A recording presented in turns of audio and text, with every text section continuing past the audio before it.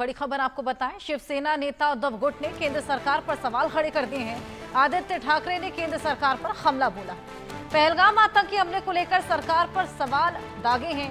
BJP गंदी राजनीति कर रही है। आदित्य ठाकरे यहां पर ये प्रहार करते हुए नजर आए।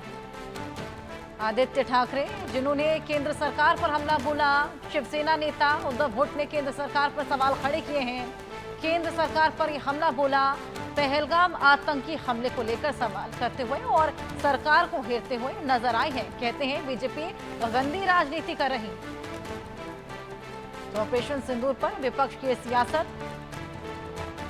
जूनियर ठाकरे यहां पर सियासत करते हुए, सवाल करते हुए केंद्र सरकार पर नजर आ रहे हैं। बीजेपी गंदी राजनीति कर रही है, ये बोलते नजर आए। ये हमला बोला है आदित्य ठाकरे ने केंद्र सरकार पर। ऑपरेशन सिंदूर को लेकर घेरते हैं, जिसके बाद ये तमाम सवाल करते हुए नजर आए। हमारे सहयोगी सुधाकर कश्यप हमारे साथ जुड़े हैं मुंबई से। सुधाकर, आदित्य ठाकरे यहां पर केंद्र सरकार पर सवाल खड़े कर रहे हैं, वो भी ऑपरेशन सिंदूर को लेकर, क्या कुछ कहते हैं?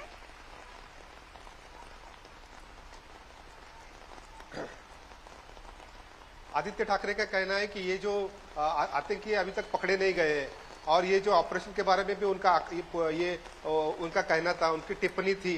तो ये आदित्य ठाकरे पिछले कुछ दिनों से ये टिप्पणी कर रहे हैं और जाहिर तौर पे कर रहे हैं, प्रेस कॉन्फ्रेंस लेके टिप्पणी कर रहे हैं। केंद्र सरकार से उनका जो कुछ भी विवाद है उसके ऊपर वो बात कर रहे हैं। अच्छा, बिल्कुल सुधाकर, जहां सभी इसको सराह रहे हैं ऑपरेशन सिंदूर को, वहां पर इनके सुर बदले हुए हैं, ये सरकार के खिलाफ बोल रहे हैं।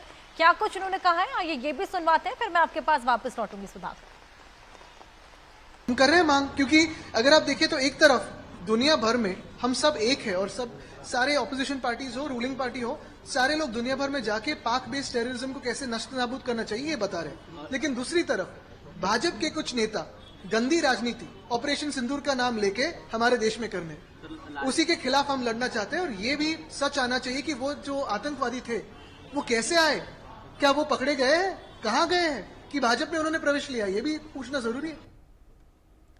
सुधाकर, आदित्य का कहना है कि बीजेपी के कुछ नेता गंदी राजनीति कर रहे हैं। कौन से नेता को घेर रहे होंगे आखिर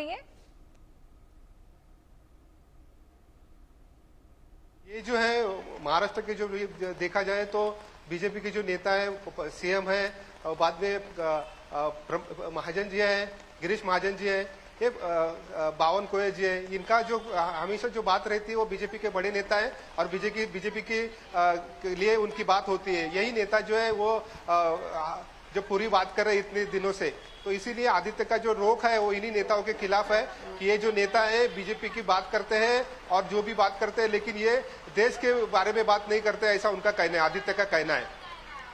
बिल्कुल, यहाँ पर देश के हित में बात नहीं करते ही आदित्य बोलते नजर आए। बीजेपी गंदी राजनीति कर रही है। सुधाकर, और क्या कुछ उन्होंने कहा, क्या जिक्र छिड़ा था जिसके बाद वो ये सब बोलते हुए नजर आए?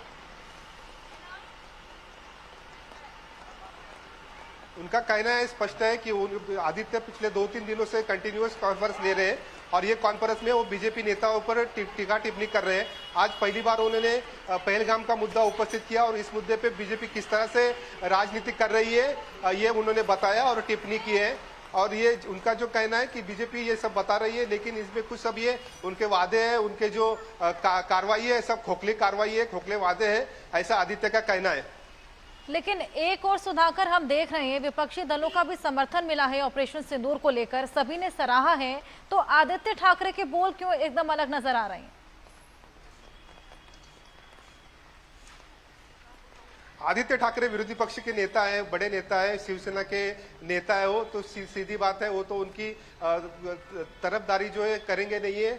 उनका जो भी टीम गई है बाहर, जो दूसरे देश में जो केंद्र सरकार ने टीम भेजी है, उनका उसी के बारे में भी उनका आक्षेप था। वो कह रहे थे कि ये टीम भेजने की जरूरत नहीं है, ऐसा उनका कहना था। और आदित्य पूरी तरह से बीजेपी के खिलाफ बात कर रहे हैं। बीजेपी के जो भी योजना है, जो भी पहलगाम के बारे में उनकी कार्रवाई है, उसके खिलाफ आदित्य कंटिन्यूअसली बात कर रहे हैं और वही करते हुए नजर भी आए। बहुत शुक्रिया सुधाकर, हमारे साथ जुड़कर तमाम जानकारियां साझा करने के लिए। बात करेंगे कोरोना के कोहराम की।